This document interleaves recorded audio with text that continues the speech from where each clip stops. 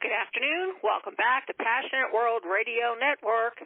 Distinguish yourself from the ordinary. And this afternoon on Lillian's interview, we will be interviewing Barby Ingle, who is going to talk about, yes, you've asked for it, chronic pain and how to deal with it on a day-to-day basis for the rest of your life. So good afternoon, Barby. How are you doing?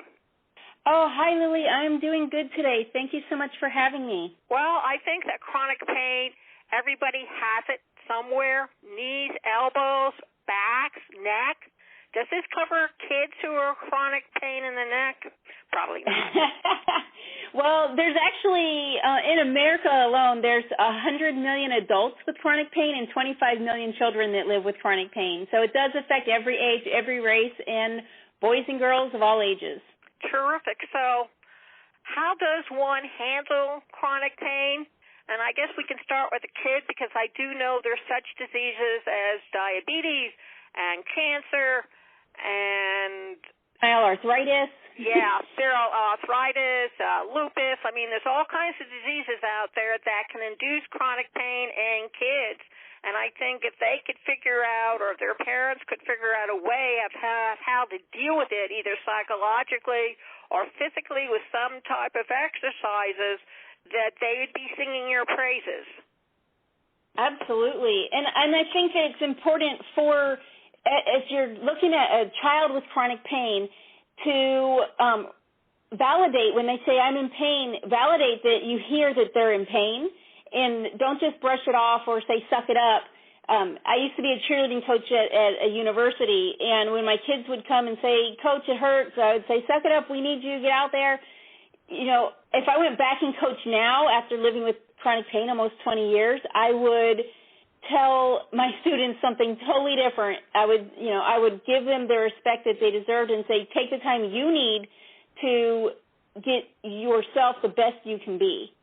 And find ways to accomplish and achieve your goals even though you're living with chronic pain. So as a parent or as a family member, caregiver for someone that is young with chronic pain, make sure that you're there for them, that you're helping them, I kind of say, create your oasis.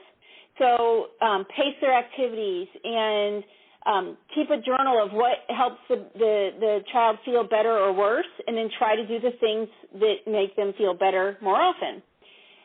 Keep items accessible around the house, so things so that they don't have to reach up high. Keep them at counter level or lower. Keep things near their bed that they may need, or create, if you have a child in a wheelchair, create pockets on that wheelchair. There's so many different things that you could do to help keep those items accessible in your house. And stretching and relaxation techniques are really important, not just for the child, but also for the caregivers, because the caregivers can get burnt out too. So you have to pay attention to yourself and to what your child is going through, and create a support system that's positive and uplifting. Don't you think also that maybe it should be taught in schools to look at pain differently? Too many societies tell you, when I was a kid, my mother used to brush my hair and it would hurt. She said, you have to suffer pain to be beautiful. Or somebody would say, well, it's painful, but you got to work through your pain. And I think that it's also a psychological state of mind that we need to change in this country and the other countries when a kid or an adult says, my elbow hurts. Absolutely. And for children, in schools, there's something known as a 504 plan, and that was developed to ensure that children with disabilities, including chronic pain diseases, are identified under the law and get education, assistance, and accommodations so that they can have a successful learning environment just like any regular student would have. And so making sure that as a parent you step up and validate what the child is going through, but also as society, a lot of times I hear from patients that say, I park in a handicapped spot, but my disability is invisible. Nobody can see it, and someone left a note on my windshield, or someone started yelling at me when I got out of my car, not understanding that I live with 4Q deletion syndrome or lupus. Yeah, lupus, chronic pain diseases. or autoimmune diseases that are invisible, that you can't see, but they cause chronic fatigue. So you need that parking spot up front because you only have enough energy to go through the store and pick up 10 items at a time. You're going to even have trouble carrying that out of the store. So it really is something that society needs to look at, and it costs society $635 billion, billion with a B, dollars a year with lost wages and productivity and cost of health care for the disabled, and it's something that affects all of us, whether you have pain or you know someone with pain. It is affecting all of us, and we definitely need to put more attention and put a spotlight on it. Now, I know that a lot of people especially who have cancer, are on medical marijuana. And a lot of people swear on it, which is wonderful. I don't have anything against the stuff. I tried it. Doesn't do a darn thing for me. But I also know that something like medical marijuana, like opioids and everything else, they only take care of the pain. They do not take care of the problem. The underlying problem is there. Are there programs that are being developed to work with people who are taking the medical marijuana and their pain? There are in some of the states. California, Colorado are two of the leading states that are helping patients that have chronic pain that choose to use marijuana, or the marijuana is helping them with their chronic pain. Like you said, it's only a symptom. It's not a cure, so we definitely need to focus on finding a cure. But in the meantime, we need to create open access to proper and timely care. And if for you, medical marijuana or opiates or a durable medical equipment device is helping you, then that's what you need. I think medicine in the chronic pain industry needs to be more individualized, and you need to find what works for you and do that with your team of doctors. And a lot of times regulation and government gets in the way of finding what is going to help you and relieve your pain or help relieve your pain. And so there is a few states that, with medical marijuana in particular, that it is focused on as a treatment option. But again, it's not a cure, whether it's marijuana or an opiate or a pain pump or whatever it is that you're using. It's not a cure. It's only masking the symptoms so that you can live a better daily life while the researchers are working for a cure. Now, it's often said that once you have someone who finally diagnoses you with chronic pain, that it's really difficult to find doctors who can help you deal with the chronic pain. And people need to know that going to a general practitioner is not going to help them as much as maybe going to a specialist or somebody, for example, like a rheumatologist or even a surgeon who can explain to you how your body parts work in conjunction with each other. Unfortunately, that is so true. Every provider has their own area of expertise. In my case, it took 43 doctors to get a proper diagnosis, and in that time, I went through surgeries I didn't need, medication complications. I had tumors grow in my mouth. I started developing kidney stones from one of the medications. I had a doctor remove one of my ribs, and he made a mistake, which caused further complications with my lung and my nerve pain. And, each provider, it took so many doctors. And on average, Americans see 5 to 7 doctors before they get a proper diagnosis when they have a chronic disease. So it's really something, I'm an extreme case with 43 doctors until I got a proper diagnosis, but even 5 to 7 is too many. We need to get it down. We need a better education for our providers, but also in the meantime realize that doctors have their own area of specialty. And if you go to a neurologist because you have diabetes and you have neuropathy, they might specialize in multiple sclerosis, and they might have gotten less than an hour on diabetes in their whole 6 years of medical school or 8 years of medical school, and so they really don't know what they should do to help you. Whereas if you find a neurologist or a rheumatologist that specializes in lupus or specializes in reflex sympathetic dystrophy, which is what I have, you are going to get care and access to care that is going to help you much quicker. Now, do you think that people should look towards alternate forms of medicine? I mean, I have a lot of people say, I go to an acupuncturist and by God, I just feel great, or I go to a chiropractor and he knocks me around and creaks my bones and I walk out a new woman. What do you think about that? I think if it helps you, great, do it. But I also think that science is developing new options all the time, and not all. Some of them are FDA approved, some of them are FDA cleared, some of them are just coming to market, and they're not proven. But if it's helping you, if you find something that helps you, then keep going with it. All of us are different, and even people with the exact same diseases don't necessarily benefit from the same treatment options. So you have to definitely find what works for you and use integrative care. And usually when it comes to chronic pain, you are living with more than just pain. You can also have vertigo and blood pressure problems and heart issues and digestive issues. So you really need to have a team of doctors that has a specialty. And one of the things that I benefited most from when creating my team was getting my providers to talk to each other. And then they are part of my team. We're all in the plan together. And they also started, when I started talking and sharing my story and saying, my doctors talk and share, other patients said, I want to go to that team of doctors. And so they increased their patient load, as well as when they have their monthly meeting to talk about their patients in common, we're all getting the benefit and all getting the help, because they can say, this helped Susie and this helped Jeffrey, and it can give other providers more insight to the other systems of the body and what is going on and what can help. That's a real star that you need to look into, folks, when you start going into your doctors, and make sure that your doctors complement each other. You do not want to get two doctors who feel competitive with each other or have a bad relationship, because it will affect you in the end. Absolutely.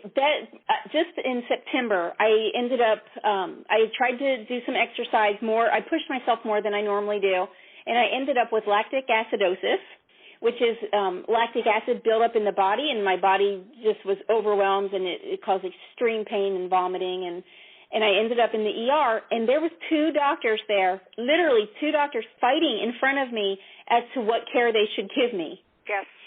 I've had that happen, and it really doesn't make you feel any better when the one who has the more authority or the one who's more forceful wins.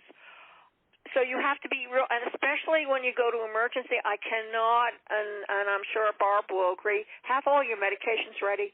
Have all your primary doctor, your rheumatologist, your neurologist, whoever is on your team, your oncologist, make sure you have all their numbers and all their names, because in the emergency room, it's a cacophony of different doctors, interns, residences.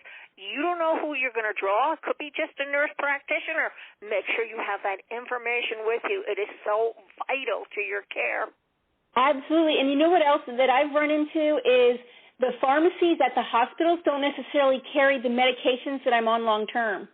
Exactly. So they don't have it. And so when I say it's 8 o'clock, I'm supposed to be taking this medication, they're like, we don't have it. So what I did is I created a bug-out bag. And so if I have to go to the hospital, I have a bag, and it has, like you said, my information about my providers, their phone numbers. I also do call my primary care physician and let him know I'm on my way to the hospital, so that he can give pre-instructions before I even arrive. Absolutely. And if I can't call, my husband calls for me. And then I bring medication. I have a little pill box that has one pill of each medication that I take, so that if the hospital doesn't have that medication, I can still take my medication on time. Absolutely. And I don't have... And you don't have to worry. The other thing you may want to do is you have somebody who's close to you, who's like, if it's an emergency, you got to put to the next closest relative, and if it isn't your son and daughter, is a good friend, make sure they have all your information right by them, so that they know what they can tell in case you're incapacitated or you're unconscious, or worse, you're pronounced dead even though you're still alive. It happens. Absolutely. Absolutely. So what are the 7 steps It says it's 7 steps that can prevent chronic pain from interfering with your daily life. Let's review them. Sure. First is speak up. You have to become your own best advocate, and you have the right to timely and effective care. The only way you're going to get that timely and effective care is if you speak up. Next is know your pain. Then know your options. So when you go into the doctor, when I say know your pain, what I mean is talk in adjectives. Be able to explain my pain is sharp, burning, stabbing, bone pain, electric pain, fire pain, feels like someone's sitting on me with a jackhammer. Whatever you're feeling, use adjectives that can describe the type of pain you're in, because there's different treatments for different types of pain. And especially if they don't know what your condition is yet, say you have an idiopathic condition, it's really important that you describe your pain so that they can give you treatment. Know the options available and educate yourself. Once you do have your diagnosis or diagnoses, in a lot of cases, if you have one chronic illness, you will develop a secondary condition. So knowing the options that are available, educating yourself about the available treatments and options for your particular condition, and then updating. Just because the doctor puts you on a medication or you went to a chiropractor for the last 5 years doesn't mean that there's not a new treatment out there that would give you longer relief, better daily living. Check out the options and treatments. Even if you have something that's working for you, realize that there's always new things coming down the pipe, so check for those. The next would be reach out and seek out. Bring a caregiver with you to your doctor appointments that can write notes. How many times do you go to the doctor and the doctor is sitting there telling you and you think that you're comprehending and you walk out and you go, what did they say? How am I supposed to take this medicine? What was I supposed to do? Have somebody with you, and if you can't have somebody with you, tape record or videotape the appointment so that you can refer back to it as needed. And that person that you bring with you should be somebody who's friendly to you and understands what you are going through, or at least has an open mind, so that they're not downplaying, or telling on you like, oh, well, Barby had a glass of wine last night, and the doctor's like, oh, you shouldn't be drinking wine. Like, they're not supposed to be there to tell on you. They're supposed to be there to support you. And so they also can be that objective voice to say, when I say I passed out, they're going to say, how do you know you passed out? It's a subjective voice. Having a witness in the room that can say, I saw her pass out, and she was out for this long, and this is how her body reacted during, and she had major sweating when she woke up, or whatever was happening. They can be that objective witness to the provider. Reaching out and seeking out, getting acceptance from others, investigating your resources in your community or online if you can't leave your house too often. Having that community and that acceptance from others is really, really important.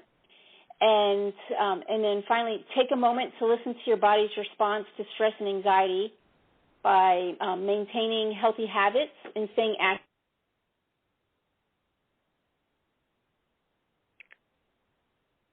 Barry? We seems to have been cut off, ladies and gentlemen, so I am going to conclude it at this point. Barby Ingle, you can reach her at www.barbyingle.com. Her email is barby@internalpan.org. You want to hear this all over again? Well, of course you do. So you're going to go over to PassionateWorldRadioNetwork.com, Facebook.com/PWR Network LLC, Twitter.com/@Caldwell, CAULDWELL, and at Google Plus/PWR Network LLC. And before you go away and stray, Carlisle had this to say about laughter. How much lies in laughter? The cipher key wherewith we decipher the whole man. Thank you all very much for listening, and remember, distinguish yourself from the ordinary. Thank you.